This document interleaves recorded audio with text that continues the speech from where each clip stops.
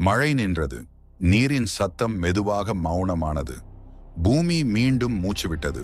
நோவா வெளியே வந்தான். அவனோடு அவன் குடும்பம். அவர்கள் வானத்தை நோக்கி பார்த்தார்கள். இன்னும் மேகங்கள் நகர்ந்து கொண்டிருந்தன. ஒரு புதிய உலகம். பழைய உலகம் இல்லை. ஆனால் மனிதன், அதே மனிதன்.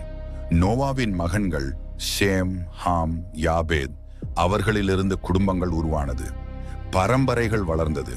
மனிதர்கள் பெருகினார்கள். ஒரே மொழி, ஒரே பேச்சு, ஒரே சிந்தனை. நாம் ஒன்றாக இருக்கிறோம். நாம் தனியாக வாழ தேவையில்லை. நாம் வானத்தை எட்டுவோம். ஒரு இடத்தில் அவர்கள் கூடியார்கள். செங்கல், சுண்ணாம்பு, மனித அறிவு, மனித பெருமை, ஒரு நகரம், ஒரு கோபுரம்.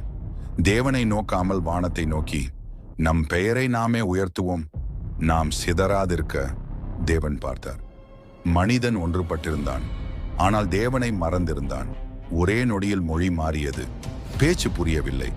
சத்தம் குழப்பமானது. ஒருவருக்கொருவர் அந்நியமானார்கள். அவர்கள் சிதறினார்கள்.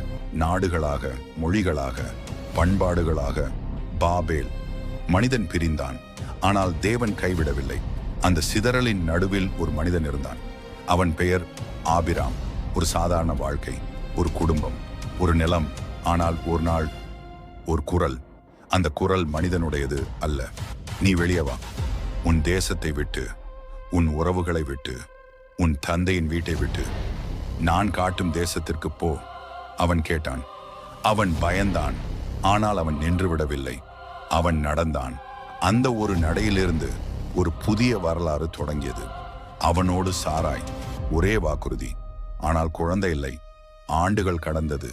வாக்குறுதி இருந்தது, நிறைவேறவில்லை. நான் உனக்கு சந்ததி தருவேன், தேவன் சொன்னார். வானத்தை பாரு என்றார். நட்சத்திரங்களை எண்ணு என்றார். அவ்வளவுதான் உன் சந்ததி. ஆபிராம் நம்பினான். அந்த நம்பிக்கையே அவனுடைய நீதியாக கணக்கிடப்பட்டது. ஆண்டுகள் சென்றது. உடல் சோர்ந்தது. சாராயின் கற்பம் வெறுமையாக இருந்தது. மனித எண்ணம் வந்தது. பொறுமை உடைந்தது.